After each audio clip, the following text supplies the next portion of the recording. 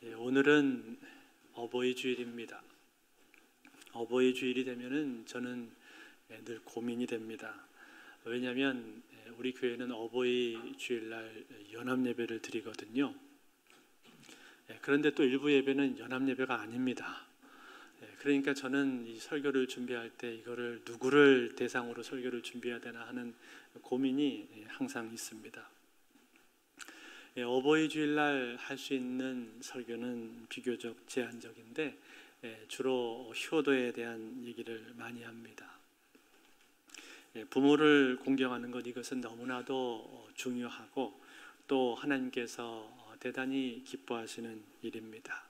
아니, 그 이전에 인간이 해야 될 가장 기본적 도리이기도 하죠. 그렇지만 저는 오늘 설교를 꼭 효도에만 국한시키지 않고 가족 전체에 대해서 생각을 해보기를 원합니다. 왜 그런가 하니 이 가정의 행복이라고 하는 것은 가족 한두 명만 잘한다고 해서 되는 것이 아니라 가족 구성원들 모두가 각자의 자리에서 충실할 때, 그럴 때 건강하고 행복한 가정이 될 수가 있습니다. 즉 엄마는 엄마대로, 아빠는 아빠대로, 자녀들은 자녀들대로, 형제는 형제끼리 서로 사랑하고 우애할 때 가정이 행복할 수가 있습니다. 여러분, 오늘 우리가 읽은 이 에베소서는 가정에 대해서 말씀하고 있는 대표적인 성경입니다. 오늘 이 본문 가운데는 가정에서 자녀들이 해야 될 도리, 그리고 부모가 해야 될 도리, 이 두 가지가 크게 나와 있습니다. 먼저 자녀들이 해야 될 도리는 무엇입니까? 오늘 1절과 2절에 보니까 이렇게 말씀했습니다. 우리 한번 같이 읽어볼까요? 1절, 2절 말씀을 한번 같이 읽습니다. 시작. 자녀들아,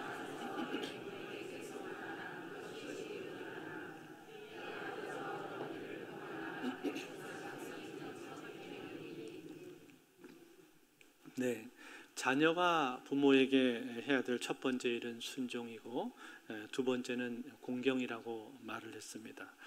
순종은 어린 자녀들이 부모에게 해야 될 모습이고, 공경은 장성한 자녀들이 부모에게 해야 될 마땅한 도리입니다. 그렇다면 여러분, 어떻게 하는 것이 순종입니까? 순종은 부모님의 말씀에 우선 예라고 대답하는 것이 순종입니다. 오늘 여기 이 자리에 우리 중고등부 자녀들도 있고 또 초등부, 유치부 친구들도 있고 영아부 친구들도 있고, 그런데 여러분들 부모님께서 말씀하실 때 예라고 대답을 하고 계십니까? 예라고 대답을 하실 수가 있어야 됩니다. 왜 부모님이 말씀하실 때 예라고 해야 되냐고요? 부모님은요, 여러분이 장성하기 전까지는 하나님의 대리자입니다. 하나님의 대리자로 하나님께서 부모님들을 여러분들에게 세워주신 거예요. 그래서 여러분들은 부모님 하시는 말씀에 예라고 대답할 수 있어야 됩니다. 물론 어떤 때는 부모님의 말씀이 이치에 맞지 않는 것처럼 느껴질 때도 있고, 부당하거나 가혹하거나 아니면 억지처럼 그렇게 느껴질 때도 있습니다. 그렇지만 그럴 때에도 여러분 우선 예라고 대답해야 됩니다. 그리고 나서 아니라고 생각되는 부분이 있으면 그 부분에 대해서는 부모님, 제 생각에는 이 부분은 이런 것 같습니다 라고 그렇게 공손하고 또 차분하게 그렇게 말씀을 드리면 됩니다. 부모님이 말씀하고 계신데 그 자리에서 면전에서 반박을 한다든지 화를 낸다든지 짜증을 부린다든지 큰 소리 내는 것은, 그것은 순종이 아니라 그 말이에요. 순종은 부모님이 말씀하실 때 예, 그렇게 대답을 하는 것입니다. 그런가 하면 여러분, 이 순종을 위해서 또 한 가지 중요한 것이 있는데, 그것은 무엇인가 하니 바로 정직입니다. 정직. 저는 저희 집 아이들에게 가끔 물어볼 때가 있어요. 아빠가 제일 싫어하는 게 뭐지? 그러면 저희 아이들은 금방 거짓말, 그렇게 대답을 합니다. 왜 제가 이 거짓말을 싫어하는가 하니 그 이유는 거짓말을 하게 되면 그 사람은 성장이 없기 때문에 그렇습니다. 아무리 부족한 사람이라 할지라도 정직하다면 그 사람은 언젠가는 성장하게끔 되어 있습니다. 그렇지만 정직하지 않고 계속 거짓말을 하는 사람은 성장할 수가 없습니다. 제가 정직을 중요시하는 또 한 가지 이유가 있습니다. 그것은 정직은 신뢰를 의미하기 때문에 그렇습니다. 저는 아이들에게 그렇게 말을 합니다. 아무리 큰 잘못을 했다 해도 솔직하게 말하면, 정직하게 말하면 다 용서해 준다. 그렇지만 거짓말하면 용서하지 않는다. 부모에게 거짓말을 한다는 것은요, 그것은 부모를 신뢰하지를 않는다라는 거예요. 여러분, 우리하고 하나님과의 관계도 마찬가지 아닙니까?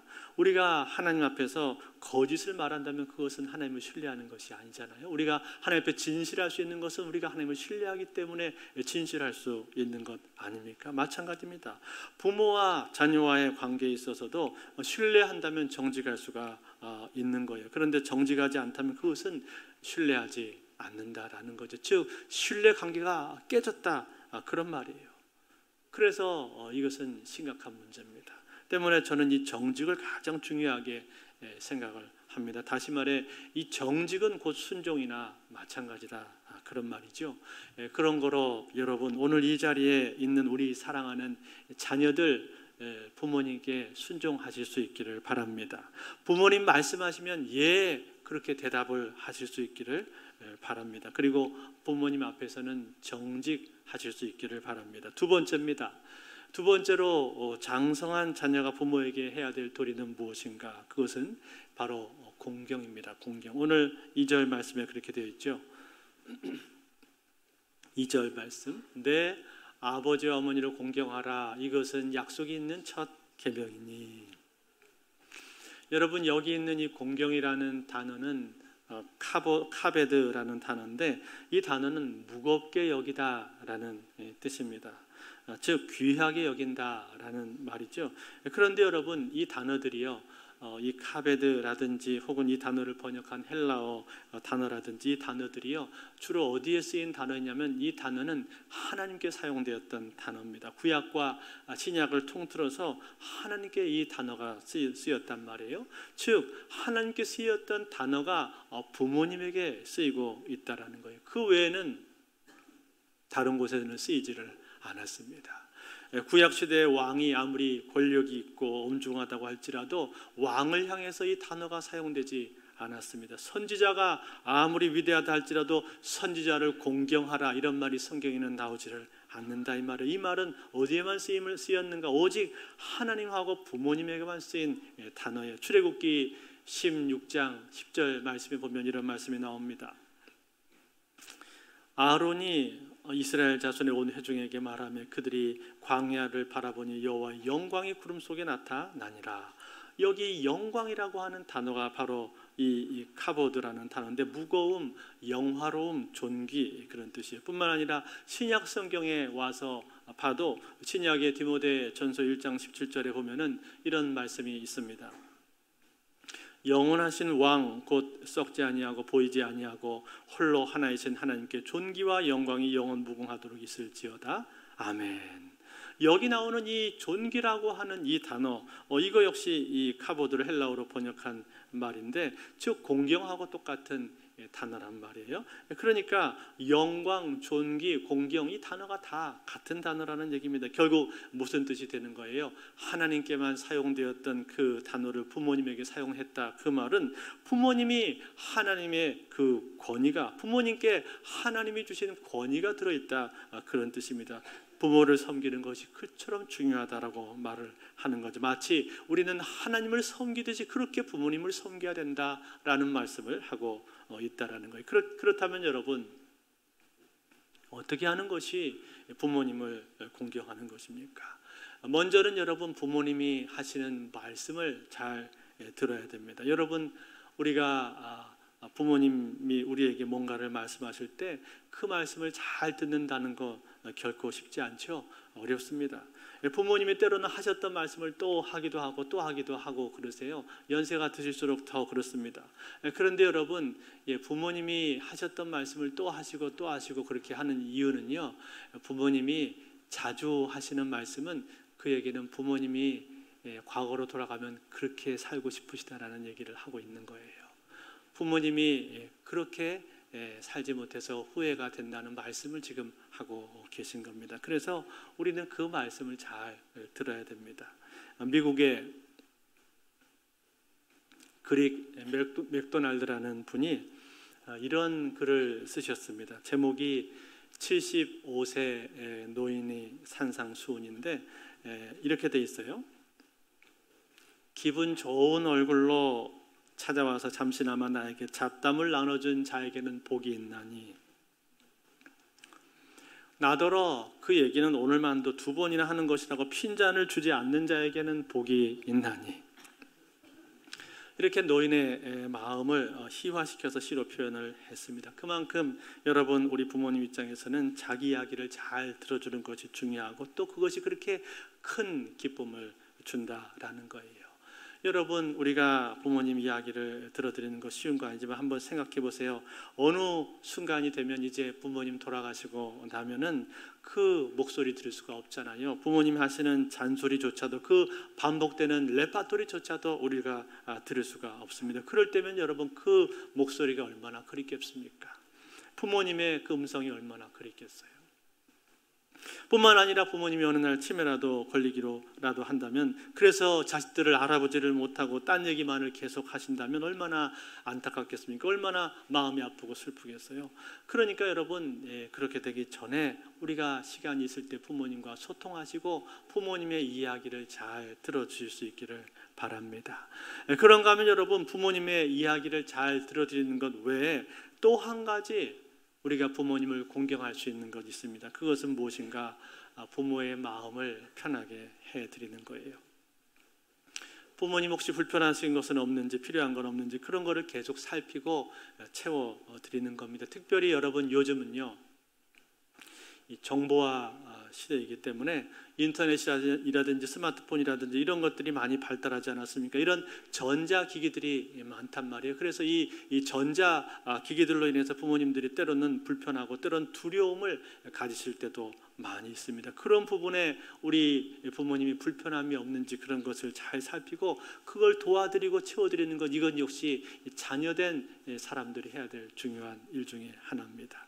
무엇보다도 우리 부모님들 중에서 아직도 예수님을 모르는 사람이 있다면 그 부모님을 향해서 하루속히 복음을 전해드리는 것, 이것이야말로 부모님에게 할 수 있는 가장 큰 효도가 될 것입니다. 여러분 우리 부모님이 예수님 모른다면은 천국에 가실 수가 없는데 이것만큼 시급하고 중요한 일이 어디 있겠습니까? 그러니 우리 부모님이 아직도 주님을 모른다면 하루속히 우리 부모님에게 복음을 전해드려야 될 것입니다. 그래서 부모님이 예수 믿고 구원을 받을 수 있도록 천국의 확신과 소망 가운데 사실 수 있도록 그렇게 만들어 드려야 될 겁니다. 그것이 가장 큰 효도란 말이에요. 자, 이것이 이제 자녀된 입장에서 부모에게 해야 될 도리이고, 이제 반대로 부모된 입장은 어떤가? 부모된 입장에서 부모님은 자녀들을 어떻게 대해야 됩니까? 오늘 성경 에베소서 6장 4절 말씀인데요. 4절을 한번 같이 읽어볼까요? 같이 한번 읽습니다. 시작. 또 아비들아,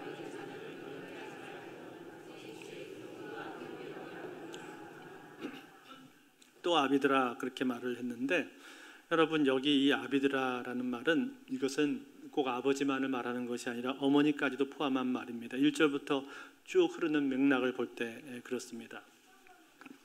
그렇지만 여러분 특별히 여기서 아비들아라고 이렇게 언급을 한 것은 자녀 교육에 있어서 아버지의 중요성을 강조하기 위한 것입니다. 즉 아버지가 자녀 교육에 있어서 빠져서는 안 되는 중요한 존재라는 것을 그걸 보여주고 있는 거죠. 아버지의 영향력이 그만큼 크다라는 얘기입니다. 여러분 우리가 잘 아는 록펠러라는 사람, 미국의 석유 재벌로서 19세기 말에서 20세기 초까지 부자 가문 중에서 거의 유일하게 3대가 넘게 재산을 지킨 가문이 바로 이 록펠러 가문입니다. 그 비결이 어디 있었는가? 그렇게 할 수 있는 비결이 어디 있었는가? 바로 철저한 자녀 교육에 있었습니다.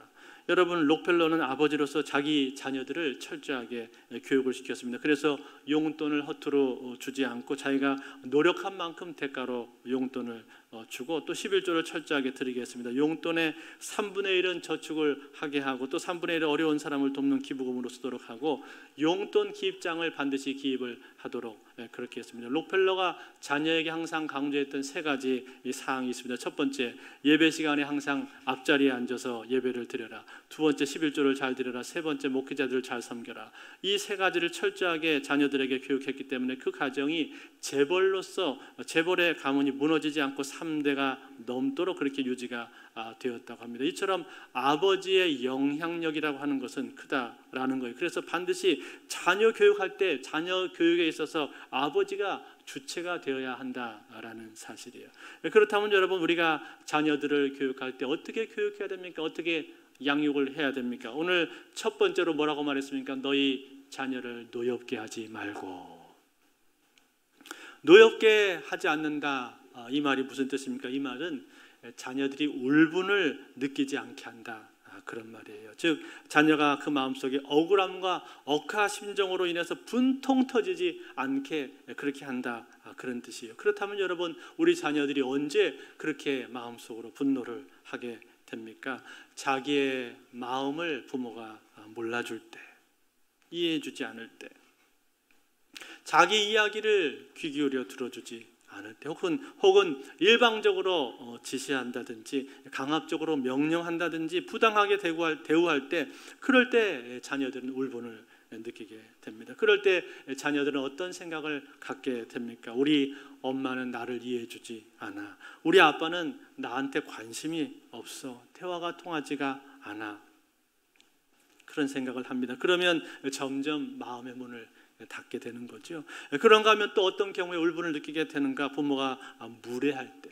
부모가 자녀에게 무례한다는 말이 좀 이상하게 들릴 수도 있습니다만, 여러분, 사실은요, 부모도 자녀에게 지켜야 될 예의가 있습니다. 자녀의 감정에 대해서 존중해 줄 줄 알아야 됩니다. 자녀는 내 소유물이 아니잖아요. 내 마음대로 내 뜻대로 그렇게 함부로 할 수 있는 존재가 아니라는 거예요. 물론 자녀들은 기본적으로 부모에게 순종을 해야 됩니다. 그러나 그렇다고 해서 자녀의 모든 것을 부모가 함부로 무시하고 짓밟아도 된다는 것은 아니라 그런 말이에요. 간혹 보게 되면 자녀들에게 폭언을 일삼는 그런 부모들이 있습니다. 너는 왜 항상 그 모양이냐? 그거 하나도 똑바로 못하냐? 이 바보야, 멍청아, 천치야. 너 같은 것은 태어나지 말았어야 되는데. 이런 말들, 이런 표현들은 절대로 해서는 안 되는 말들입니다. 너무나 자녀들에게 큰 상처를 주는 말인 것이죠.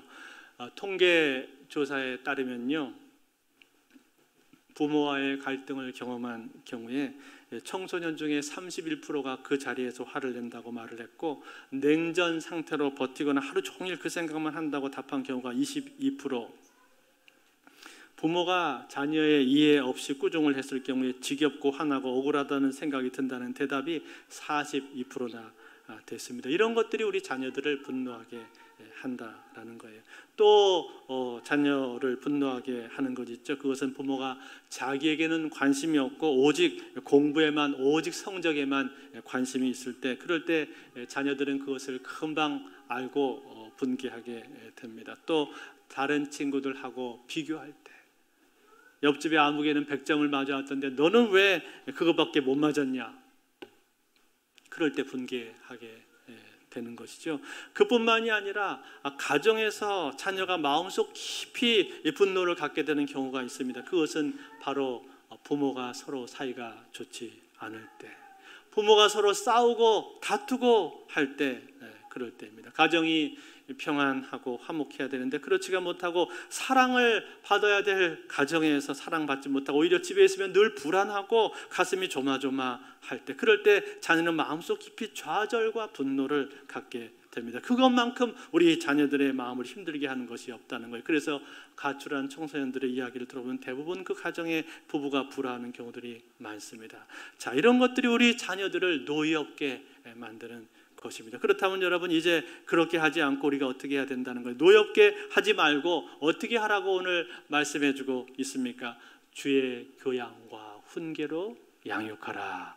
그렇게 말씀을 했죠. 여러분, 여기 나오는 이 교양이라는 이 단어는요, 파이데이아라는 말인데 훈육과 훈련, 체벌, 그런 뜻입니다. 즉 영어로는 discipline, training, 그런 뜻이에요. 한마디로 말하면 꾸짖는 거예요. 징계하는 것을 말하는 거예요. 여러분, 자녀들을 노엽게 하지 않는다라고 해서 자녀를 훈육도 하지 말라는 뜻은 아닙니다. 우리는 자녀 훈육할 줄 알아야 됩니다. 그래서 잠언서 13장 24절에 보면 이런 말씀이 나옵니다. 매를 아끼는 자는 그의 자식을 미워함이라. 자식을 사랑하는 자는 근실히 징계하느니라. 사랑하기 때문에 징계하는 겁니다. 사랑하기 때문에 자녀를 향해서 매를 들 수도 있다는 거예요. 그런데 여러분, 중요한 것은 무엇입니까? 중요한 것은 어떻게 훈육하는가, 이것이 중요한 거예요. 훈육하는 데 있어서 원칙이 있어야 된다는 거예요. 그 원칙이 뭡니까? 첫 번째는요, 감정적으로 훈육을 하면 안 됩니다. 아빠, 엄마가 화가 난다고 해서 손으로 아이를 때린다든지 주먹질한다든지 발로 찬다든지 물건을 던진다든지 그렇게 감정적으로 하면 안 된다는 거예요. 감정적으로 하면 반드시 거기에는 상처가 남게 되어 있습니다. 그러면 어떻게 해야 되는가? 매를 사용해야 됩니다. 때릴 때에도 정해진 매, 정해진 회초리로 때려야 돼요. 두 번째는 왜 맞아야 하는가, 여기에 대한 정확한 이해가 피착 안에 있어야 됩니다. 아이가 무엇을 잘못했고 그것이 얼마나 큰 일인지, 왜 아빠 엄마가 이렇게 화가 났는지, 그것이 아빠 엄마를 어떻게 아프게 한 것이, 그것에 대한 명확한 설명이 있은 다음에 이해가 되고 나서 그 다음에 몇 대를 맞을 것인지를 서로 합의를 하고 때려야 되는 거예요. 한 대를 맞을지 세 대를 맞을지 합의를 한 다음에 그 다음에 때려야 된단 말이에요. 세 번째는 때린 다음에는 그 아이를 반드시 싸매줘야 됩니다.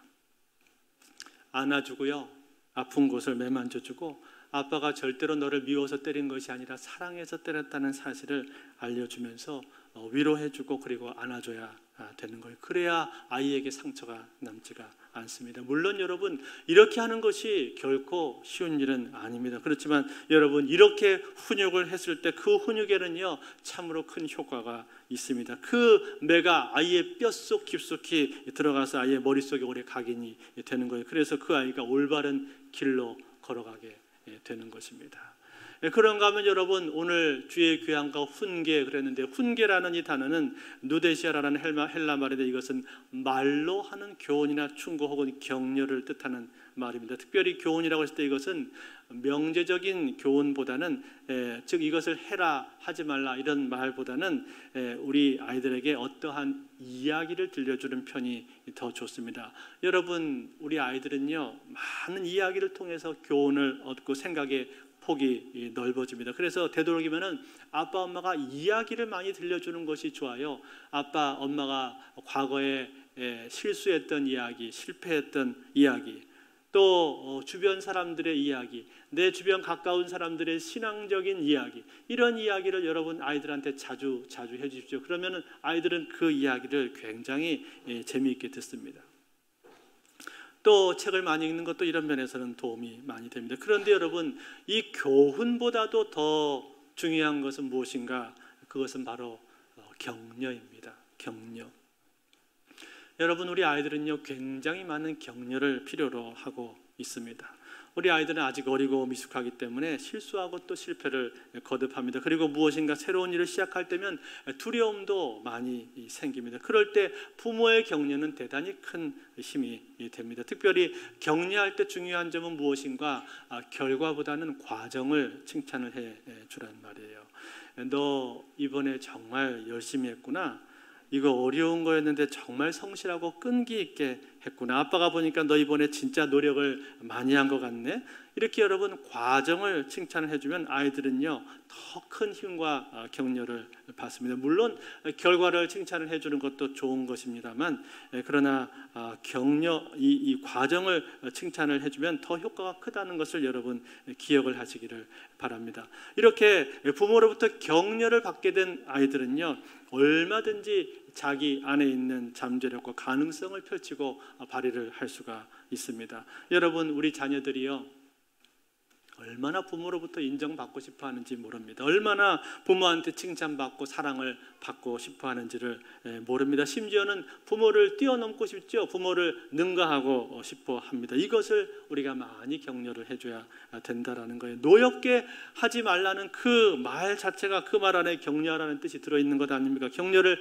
많이 받아야 마음속에 노여움이 사라지잖아요. 그처럼 이 격려가 중요하다라는 거예요. 마지막입니다. 주의 교양과 훈계로 양육하라 했을 때 그 앞에 맨 앞에 주의라고 돼 있지 않습니까? 그 말은 무슨 뜻이에요? 이 말은 신앙적 내용이 들어가 있어야 된다라는 거예요.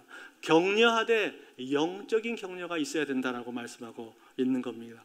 영적인 격려가 무엇입니까? 너는 하나님의 자녀야. 너는 사랑받는 하나님의 아들이야, 딸이야. 그렇게 말을 해주는 거죠. 이렇게 신앙의 정체성을, 신앙적인 정체성을 바르게 세워주는 거예요. 여러분, 그런 노래도 있잖아요. 아까도 우리가 불렀는데, 당신은 사랑받기 위해 태어난 사람.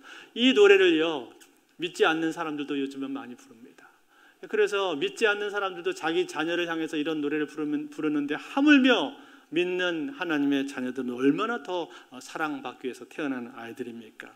그러니까 우리가 아이들을 축복을 해줘야 된다는 거죠. 너는 하나님이 사랑받는 아들이야, 딸이야. 하나님이 너를 축복하신다. 네 인생은 잘 될 거야. 이렇게 여러분 계속 우리 아이들한테 얘기를 해줘야 된다는 거예요. 사랑한다, 축복한다는 말을 계속 들려줘야 된다는 거예요. 특별히 그것을 위해서 중요한 것 하나 있습니다. 그건 바로 자녀들을 위해서 기도해 주는 거예요. 자녀를 위해서 기도해 주는 거예요. 새벽에도 기도하고 또 가정에서도 기도하고 자녀들이 자기 전에도 기도해 주고 그렇게 기도해 주는 걸 통해서 우리 아이들의 신앙적인 정체성이 분명하게 세워지게 됩니다. 그리고 여러분 할 수만 있다면 가정 예배를 드리십시오. 짧게라도 가정 예배를 드리면 이것이 주는 유익이 큽니다. 저희도 이것을 잘 하다가 또 중간에 끊기다가 그렇게 하는데 괜찮습니다. 여러분 중간에 끊기면요 다시 또 마음 먹고 다시 하자 또 시작하면 됩니다. 그렇게 하다 보면은 그 시간을 통해서 하나님이 주시는 은혜가 크다는 거예요. 중요한 건 뭘까요? 중요한 거는 가정 안에 신앙적 분위기를 만드는 것입니다. 신앙적 분위기를 만드는 것. 즉 기도를 하는 게 어색하지 않도록 예배를 드리는 게 어색해지지 않도록 하는 신앙적인 분위기를 만들어야 된다라는 거예요. 그러기 위해서는요. 여러분이 기도를 할 때 가능하면 소리를 내서 하는 게 좋습니다. 짧아도 엄마 아빠가 소리를 내서 기도를 하시고 말로 기도를 하십시오. 그러면은 별것 아닌 것 같지만 그것이 금방 가정 안에 신앙적인 분위기를 만드는 것을 여러분 경험하시게 될 것입니다. 이제 말씀을 맺겠습니다. 사랑하는 성도 여러분, 제가 오늘 어버이 주일을 맞이해서 두 가지 말씀을 드렸습니다. 첫 번째는 내 부모를 공경하고 순종하라. 이 자리에 계신 우리 자녀분들, 우리 어린이들을 포함한 모든 자녀분들, 우리 부모님들을 향해서 순종하시기를 바랍니다. 부모님을 공경하시기를 바랍니다. 이것은 약속 있는 첫 계명이라고 말했습니다. 내가 땅에서 잘되고 장수하리라 그렇게 말씀을 했습니다. 하나님의 계명 중에 유일하게 약속 있는 첫 계명이고 복이 가득 들어있는 이 계명입니다. 그러므로 사랑하는 성도 여러분, 하나님으로부터 복을 받기를 원하신다면 우리 부모님들을 순종하시고 공경하실 수 있기를 바랍니다. 그런가 하면 우리 자녀들을 양육할 때 어떻게 해야 되는가? 자녀들을 노엽게 하지 말고 오직 주의 교양과 훈계로 양육하라 그렇게 말씀을 했습니다. 자녀들을 키우실 때 우리 자녀들의 마음을 살피시고 우리 자녀들을 노엽게 하기보다 오직 주의 교양과 훈계로 우리 자녀들을 양육하실 수 있기를 바랍니다. 그러면 우리 자녀들이 주 안에서 건강하게 자라나고 밝게 자라고 또 부모를 공경하는 그러한 사랑스러운 자녀들로 자라나게 될 줄로 믿습니다. 오늘 이 성경이 가르치는 가정에 대한 귀한 교훈이 어버이 주일을 맞아서 우리 모든 가정들에 적용이 되어서 앞으로도 평생 사랑과 행복이 넘치는 우리 모든 가정들이 다 되실 수 있기를 주의 이름으로 축원드립니다.